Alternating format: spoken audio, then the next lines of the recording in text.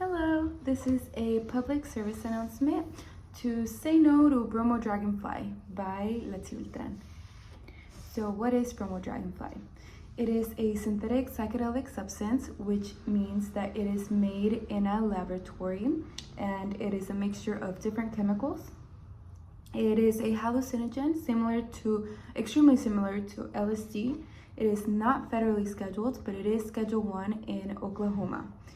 It is also known as ABDF, bee-fly, dog dragonfly, and the reason why is because its chemical structure assimilates the wings of a dragonfly. It was originated in 1988 synthesized by Matthew E. Parker at Purdue University during a serotonin receptor investigation. The mechanism of action. So it is actually a serotonin receptor agonist, which means that it binds, it does the same action as the serotonin receptor, specifically the 5-HT2A. So as you can see right here, this is a synaptic cleft, and these are the serotonin receptors, and the green circle is, in this case, Bromo Dragonfly, as it is serving as an agonist and blocking the exit. It is a competitive inhibitor of monoamine oxidase, which means that it allows more serotonin, dopamine, and norepinephrine to remain in the brain. So, taking the drug. There are various ways of consumption for this drug, and similar to LSD, the most common is impregnated paper, so like the little tabs. As you can see right here, it's like literally looks like paper. Nasal insufflation, it can be injected intravenously. It can come in the form of sugar cube, pills, and tablets, as its original form is basically a white powder, so it can be turned into all of that. And I have an image here to resemble all of the above. So the average dose is 200 to 400 micrograms. It is a very lethal and toxic drug. It takes effect in around 20 to 90 minutes, but it can delay up to 6 hours, which is another reason why it can be even more of a toxic and lethal drug, because many people think after they ingest the drug, they think that it is not taking effect, and they take another dose not knowing that the first dose was going to take an effect later on. So that can be very problematic when taking the drug. What's very amusing to me is that the effects can last up to 2 to 3 days, which is crazy to be on a trip or a high for that long period of time. So the system I focused on during this project was the endocrine system.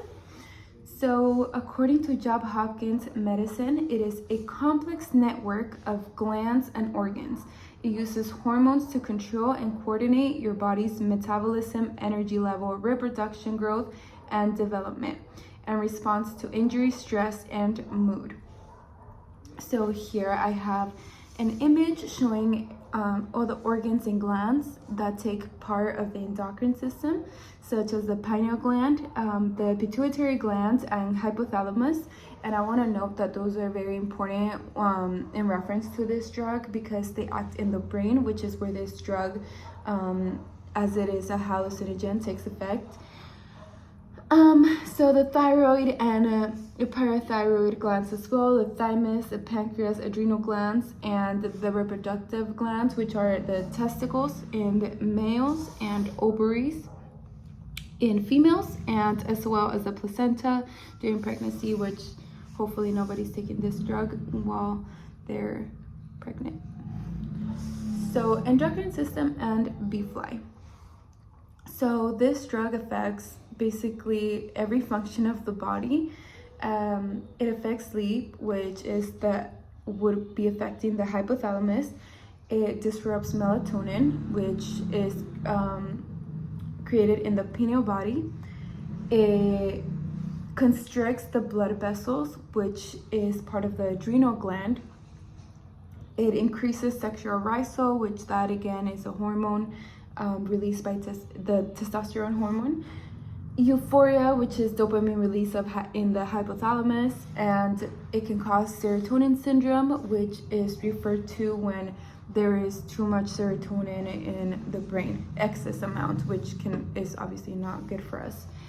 Nothing good is good in excess, right? Okay.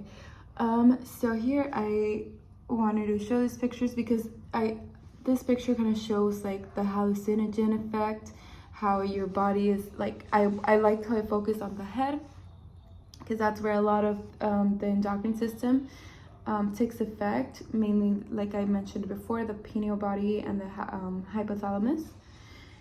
And yeah, so same concept in that picture.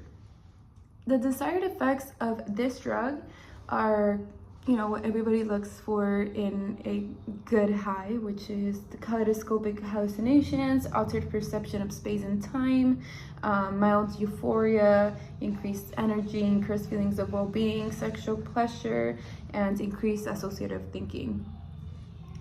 So that's why I showed a picture of a girl right here, seeming like she has a good time. I don't know if you can see. Looks like she's having a good time. And for the undesired effects, those are way more the desirable effects, and too many to list in this one page, but some of them are prolonged hallucinations and euphoria. So same thing as here, but for a long period of time, to the point where people might not want to be living in that I don't know, unreality anymore. Nausea, diarrhea, anxiety, delusion, severe insomnia, muscle tension and twitching, generalized seizures, memory alterations, paranoid ideation, psychomotor agitation, tachycardia, and blood hypertension. And then I put this picture because this is what that sounds like. And yeah, so long story short, say no to Bromo Dragonfly. Its undesired effects are way more than its desirable effects. It harms your body, and it's not worth it.